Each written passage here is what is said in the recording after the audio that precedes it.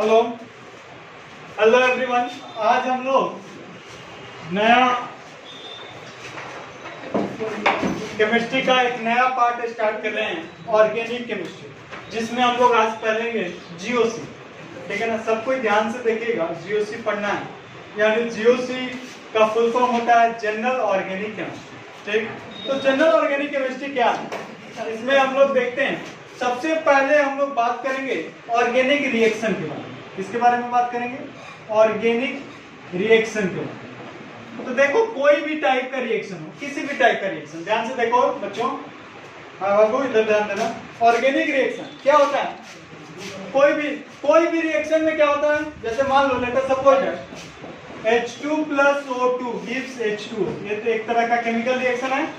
H2 plus O2 gives H2O। Notebook वगैरह निकाल के और साथ में लिखा करो मेरे क्लास में, ठीक है ना। H2 plus O2 gives H2O। तो this one is a reactant, इसमें किसी को डाउट नहीं होना। और this one is a product, this one is a product. Balance वगैरह की अभी ऑर्गेनिक केमिस्ट्री में जरूरत हमको नहीं पड़ती, so don't worry about that. और देखो, तो ये अपना रिएक्टेंट है, ये अपना प्रोडक्ट है। तो अभी हम लोग एक जानते हैं कि केमिकल प्रोसेस में केमिकल प्रोसेस क्या होता है, इधर ध्यान दीजिएगा, बात है नहीं। Chemical process in which reactant क्या हो जाता है बाबू लोग? रिएक्टेंट किस में चला जाता है? Gets converted into product. Reactant क्या होता है? Gets converted into product, gets converted into product में कन्वर्ट होता है। ठीक, तो पहला चीज ध्यान रखने वाली है, किसी भी केमिकल रिएक्शन में क्या होता है? रिएक्टेंट किस में कन्वर्ट हो जाता है? प्रोडक्ट में। चीजें क्लियर है? इतना तक तो आप लोग जानते हो, प्रोडक्ट और रिएक्टेंट की बात है। अब देखो, रिएक्टेंट में अब नया चीज मैं आप लोगों के सामने बता रहा हूँ, ठीक है ना। रिएक्टेंट में क्या होगा? हाँ, रिएक्टेंट में अभी हम लोग दो चीजें हम लोग आपके सामने हम रखेंगे। क्या होता है, पहले इतना कंप्लीट कीजिए और फटाफट लिखिए, और फटाफट मैं उसको रब भी करूंगा, जल्दी जल्दी लिखते भी चलिएगा, ठीक है ना। तो अब देखिए, मैं आप लोग के सामने बता रहा हूँ रिएक्टेंट एंड प्रोडक्ट की कहानी, ठीक है ना। तो कैसे होगा रिएक्टेंट और प्रोडक्ट में, चीजों को देखो, कुछ नहीं है, इजी है। तो इसमें देखिए, this one is a reactant. और रिएक्टेंट में दो तरह की चीजें हम जानते हैं, कौन कौन, वो देख लेते हैं हम लोग। एक होता है सबस्ट्रेट, क्या नाम दे रहा हूं मैं? सबस्ट्रेट। और दूसरा नाम है रिएजेंट। अब ये दोनों को देखेंगे अपन लोग, सबस्ट्रेट और दूसरा है रिएजेंट, ठीक है ना। सबस्ट्रेट और रिएजेंट की बात कर लेते हैं। तो चलो देखते हैं। रिएक्टेंट में दो चीज मैंने आपको बताया, क्या बताया? एक अपन लोग का सबस्ट्रेट, दूसरा क्या? रिएजेंट। चीजों को ध्यान देते हैं, तो पहले जानते हैं कि क्या होता है सबस्ट्रेट और क्या होता है रिएजेंट। उससे पहले चीजों को हटाते हैं। जल्दी जल्दी आप लोग साथ में लिखते चलिए और पढ़ते चलिए। तो देखो, कोई भी केमिकल प्रोसेस होता है, ठीक है ना। देखिए क्या होता है,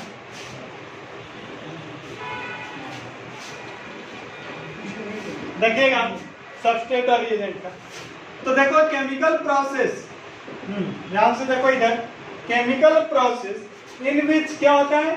substrate, chemical process in which substrate जो होता है वो क्या होता है?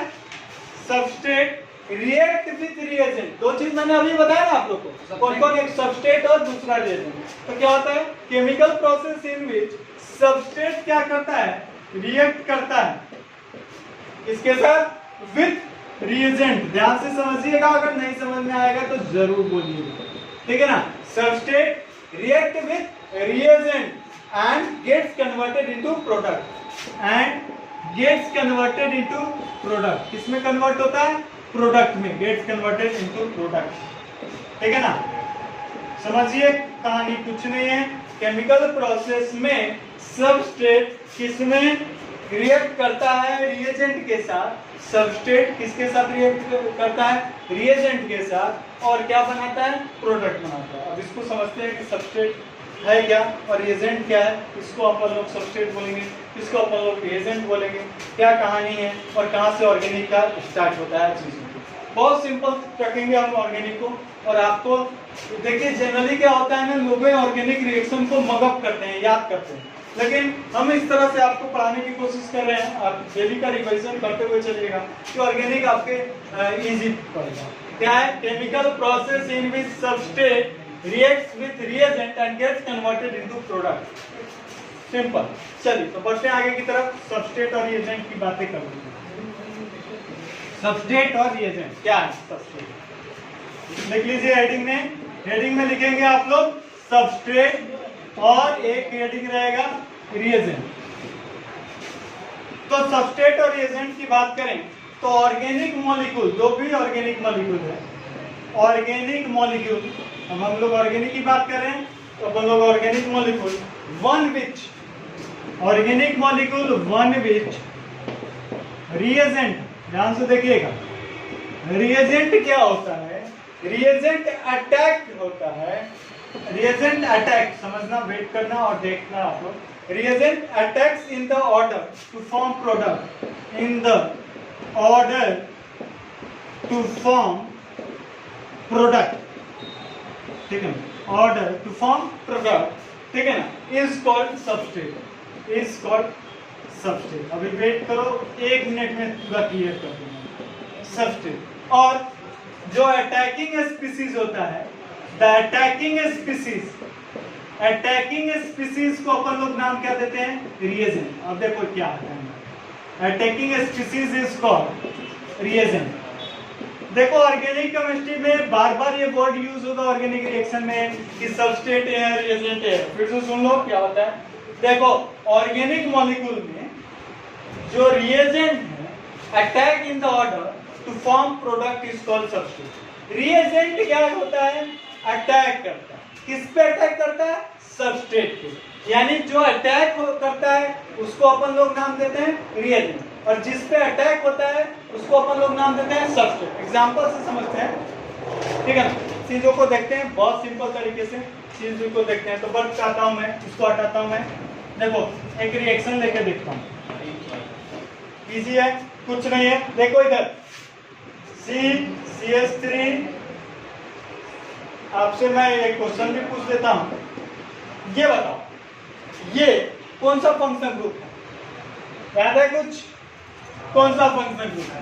डबल बॉन्ड में अल्काइल है,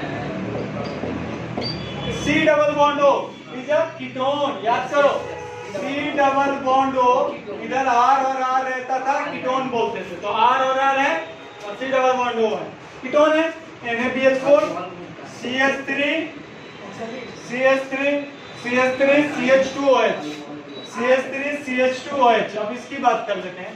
अब देखो ये पूरा का पूरा, लेट अस सपोज है, ये आप कैटलिस्ट मत समझना, यहाँ पे मैंने एरो के ऊपर भी लिख दिया है, उसमें कोई दिक्कत नहीं, एग्जांपल में बुक्स में इस तरह से मिल सकता है। ये देखो ये पूरा का पूरा इस पूरे पे अटैक करता है और प्रोडक्ट बनाता है। लेट अस सपोज प्रोडक्ट बना अपना। अब प्रोडक्ट कैसे बनेगा वो तो बात की बात है, अभी मैं आपको सबस्ट्रेट और रिएजेंट की बात करूं, ठीक है ना। ये चीज बना, लेट अस सपोज ये आपको बन के तैयार। तो इसमें इस रिएक्शन में अपना ये क्या हो जाएगा? सबस्ट्रेट हो जाएगा, और अपना ये क्या हो जाएगा? रिएजेंट हो जाएगा, और जो बना है वो अपना क्या होगा? प्रोडक्ट होगा। चीजें को एकदम सिंपल रखना चाहिए और ये आपको ध्यान रखना, ठीक है ना। सबस्ट्रेट, रिएजेंट, रिएजेंट अटैक करेगा किस पे? सबस्ट्रेट पे, और प्रोडक्ट बन के तैयार होगा। तो आगे बढ़ते हैं सबस्ट्रेट और रिएजेंट की कहानी से निकलते हुए। अब देखो एक चीज और जानने है, क्या जानना है उसको भी देख लेते हैं। सबस्ट्रेट, रिएजेंट और प्रोडक्ट। तो देखिए सबस्ट्रेट है, रिएजेंट है, प्रोडक्ट है। कहानी अब देखो, जब रिएजेंट, ध्यान से सुनना, रिएजेंट अटैक होता है ऑन सबस्ट्रेट तो बॉन्ड ब्रेकिंग, ध्यान से सुनना। व्हेन, लिखते चलिए, व्हेन रिएजेंट, रिएजेंट क्या करता है? अटैक करता है। रिएजेंट अटैक ऑन सबस्ट्रेट, इस पे सबस्ट्रेट पे अटैक करता है। When reagent attack on substrate the bond breaking occurs. क्या होता है? बॉन्ड का ब्रेक होता है। आपको याद होगा 10th क्लास में हम लोगों ने पढ़ा था कि क्या पढ़ा था? ब्रेकिंग और rearrangement of atom. Rearrangement of atom में क्या होता है? बॉन्ड का ब्रेक होता है और न्यू बॉन्ड फॉर्म होता है। Old bonds are break and new bond are form. Is called chemical reaction. तो वही चीज है, रिएजेंट अटैक करता है सबस्ट्रेट पे तो क्या बनता है? बॉन्ड टूटता है, बॉन्ड ब्रेकिंग होता है। और process of bond breaking, process of bond breaking, और उस प्रोसेस को अपन लोग नाम क्या देते हैं? Bond fission. Is called bond fission. ठीक है ना? Is called bond fission. इसको अपन लोग नाम दे दिया बॉन्ड फिजन। ठीक है, चीजों को एकदम सिंपल रख रहे हैं। Process of bond breaking is called bond fission. Bond fission मतलब बॉन्ड को टूटना। फिजन, फिजन, लाइसिस, कुछ भी बोल दो, क्लीवेज, बॉन्ड क्लीवेज भी वही है। Fusion, fission, FISSION, fission, lysis. ठीक है ना? ये सब चीजें क्या है? टूटना। टूटना को क्या बोला गया? Bond breaking. Process of bond breaking is called bond fission. चीजों को एकदम इजी में रखा है। आगे बढ़ते हैं। अब बॉन्ड फिजन कितने तरह का होता है इसको भी देख लेते हैं। बहुत सिंपल चीजों से आपको समझा रहा हूं और आप लोगों को रिक्वेस्ट है कि उसको समझिए। तो देखो, बॉन्ड ब्रेकिंग जो है इसको बुक में बॉन्ड लाइसिस भी दे सकता है, बॉन्ड फेटिक भी, बॉन्ड फिजन भी, तो ये सब बहुत सारे नाम है तो आप कंफ्यूज नहीं हो गया। टूटना यानी बॉन्ड फिजन दो तरह के होते हैं। बॉन्ड फिजन कितने तरह के होते हैं? दो तरह के। कौन कौन? यानी देखो, केमिकल रिएक्शन ऑर्गेनिक में बॉन्ड फिजन हमारे चैप्टर में सिलेबस में नीट और जेई के तो अपन लोग को देखना ही है। कौन सा? एक है अपने पास होमोलाइटिक और दूसरा होता है heterolysis. Heterolytic, homolytic bond fission, heterolytic bond fission. ठीक है ना? Homolytic bond fission, heterolytic bond fission. ठीक है ना? और दूसरा, इसको ऐसे भी बोल सकते हैं, होमोलाइसिस भी बोल सकते हैं। होमोलाइसिस यानी लाइसिस मतलब टूटना होता है। ठीक है ना? और हेट्रोलाइसिस भी बोल सकते हैं। ये चीजें आपको ध्यान रखनी है। Homolysis, हेट्रोलाइसिस, homolysis, हेट्रोलाइसिस। चीजों को क्लियर करते हुए आगे बढ़ते हैं। फटाफट इसको भी लिखिए। सबको समझ में आ रहा है? बॉन्ड फिजन क्या है? फिजन मतलब टूटना। ठीक है ना? अब आगे बढ़ते हैं। अब देखिए, कहानी है स्टेबिलिटी की। आता है अब आपके सामने। देखो, लेट अस सपोज है कार्बन कैसा होता है? Tetra valency. ठीक है, पढ़ चुके हैं हम लोग।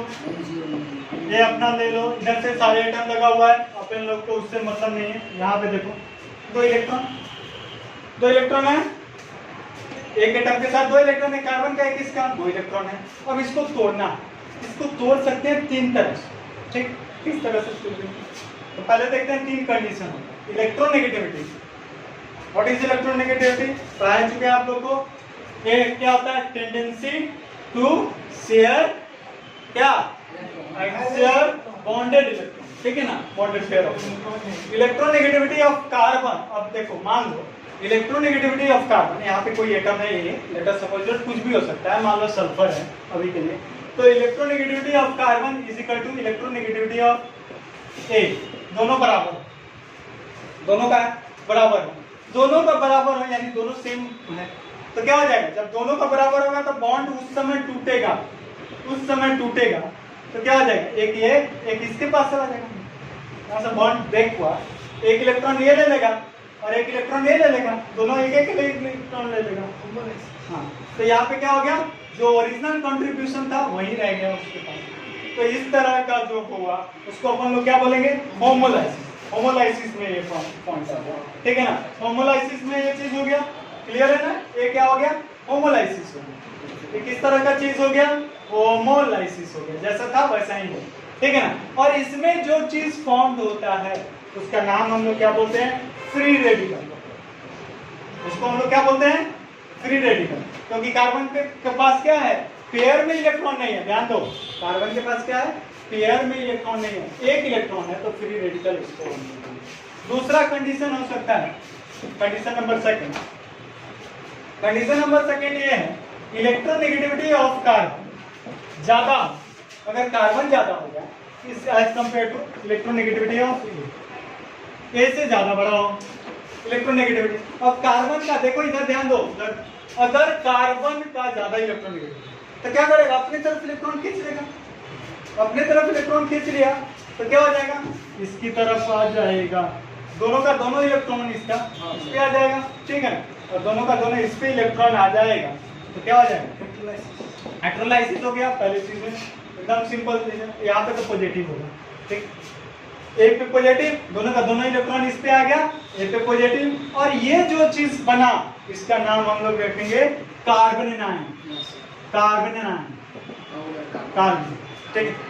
और इसके बाद क्या आ जाएगा, तीसरा कंडीशन क्या आ जाएगा, इलेक्ट्रोनेगेटिविटी किसका ज्यादा, कार्बन से ज्यादा इलेक्ट्रोनेगेटिविटी एक है, जैसे मान लो यहाँ फ्लोरीन हो, क्लोरीन हो, कुछ भी हो सकता है, ठीक है ना। तो देखो, तो कार्बन और ए है अपना, ठीक है ना, अब ज्यादा इसके पास है, ए के पास, तो दोनों इलेक्ट्रॉन ले लेगा, ठीक है ना। तो क्या हो जाएगा, उस समय क्या बनेगा बाबू, यहाँ पे कार्बोकैटायन का फॉर्मेशन होगा, सी पे क्या हो जाएगा, देखो दोनों का दोनों इलेक्ट्रॉन ले लिया तो ए पे आ गया निगेटिव और सी पे क्या रह गया पॉजिटिव, और सी पे पॉजिटिव यानी कार्बोकैटायन, तो ये कार्बोकैटायन का फॉर्मेशन हो गया। तो तीन चीजें हम लोग देख चुके हैं, हेट्रोलाइसिस, ये दोनों हेट्रोलाइसिस हो गया, ये दोनों अपना हेट्रोलाइसिस हो गया, दोनों को हम लोग देखेंगे भी, और इसका नाम हो गया होमोलाइसिस, ठीक है ना। होमोलाइसिस से फ्री रेडिकल बना, इन दोनों से कार्बन एनायन और कार्बोकैटायन दो केसेस था, उससे हम लोगों ने चीजों को बनाया।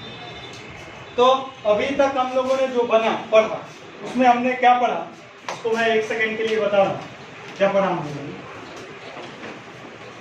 चीजों को जितना सिंपल रखेंगे ऑर्गेनिक में उतना फायदा रहेगा, और शुरू से पढ़ते रहिएगा एक एक लेक्चर, और घर पे उसको रिवाइज जरूर कीजिए, तभी जाके फायदा, अगर नहीं तो दिक्कत हो। देखो हम लोगों ने अभी तक पढ़ा था कि रिएक्टेंट किसमें कन्वर्ट होता है, प्रोडक्ट में, ठीक है ना। और इसके लिए कैसे प्रोडक्ट में कन्वर्ट होता है, तो सबस्ट्रेट और रिएजेंट, रिएजेंट क्या करता है, सबस्ट्रेट पे अटैक करता है, और सबस्ट्रेट पे अटैक करता है तो क्या होता है, बॉन्ड का ब्रेकिंग होता है। और बॉन्ड का ब्रेकिंग हम लोगों ने दो कंडीशन देख लिया, कौन कौन, एक हमने देख लिया होमोलाइसिस, और दूसरा हम लोगों ने देख लिया हेट्रोलाइसिस। चीजों को एकदम सिंपल रखे हमने बढ़ते। अब हम लोग देखते हैं, तो इसमें एक लाइन लिख लीजिए आप लोग, ठीक है ना। क्या लिखोगे, मैं बोल दे रहा हूँ, आप लोग साथ साथ लिखते चलिए। व्हेन, जो कहानी मैंने बोला, व्हेन लिख लीजिए पहले, when substrate and reagent, when substrate and reagent react, क्या होता है, सबस्ट्रेट एंड रिएजेंट रिएक्ट करता है ना, when substrate and reagent react, product is formed, product is formed, before product is formed, or before product, before product, यहाँ तक लिख लिया, फिर से सुन लीजिए, when substrate and reagent react, product is formed, before product intermediate is formed, before product intermediate is formed, before product क्या बनेगा, intermediate बनेगा, ठीक है ना। अब इंटरमीडिएट क्या है, मैं एक वेट करो बताऊंगा। अब लिखो उसी के नीचे, intermediate is unstable, intermediate is unstable and form very less time, and form very less time, मतलब कितने देर के लिए इंटरमीडिएट बनेगा, बहुत ही कम देर के लिए बनेगा। जैसे मैं लेते सपोज दैट अभी आपको बता भी दे रहा हूँ, देखो before product is form, intermediate is, before product intermediate is formed, intermediate is unstable and it is formed very less time, यानी fraction of second के लिए बनेगा। intermediate is unstable and it is formed less time। देखो एक minute के लिए एक example से समझ लेते हैं और फिर बताते हैं कि कौन कौन इंटरमीडिएट आपको पढ़ना। जैसे देखो लेट अस सपोज है, यहाँ देखो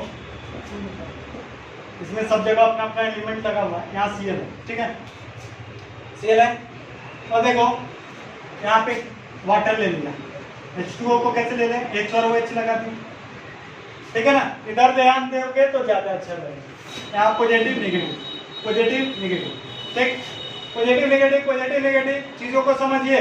अब देख लो, मान लो किसी कारणवश ये Cl अपने हटा देगा, तो यहाँ से क्या आ जाएगा, OH आके जुड़ेगा।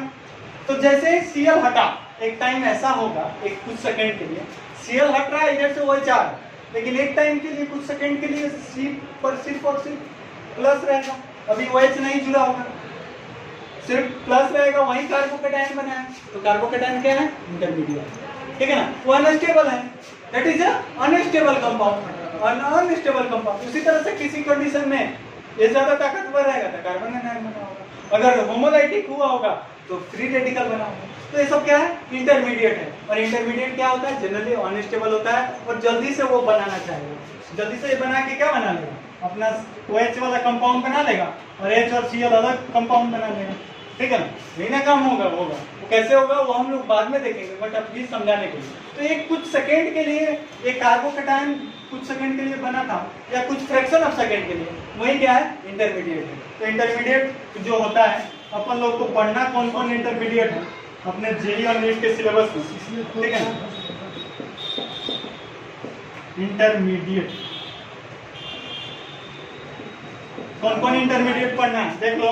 एक अपना पढ़ना है, अभी हम आपको बताएं, फ्री रेडिकल, हाँ फ्री रेडिकल। दूसरा कार्बोकेटायन, तीसरा कार्बन एनायन, कार्बन एनायन जिसको हम लोग कार्बन एनायन भी बोलते हैं। चौथा कार्बीन, एक नया वर्ड मिला, कार्बीन। पांचवा, फिफ्थ नंबर नाइट्रीन, ठीक, नाइट्रीन। और सिक्स नंबर कौन सा होगा, बेंजाइन।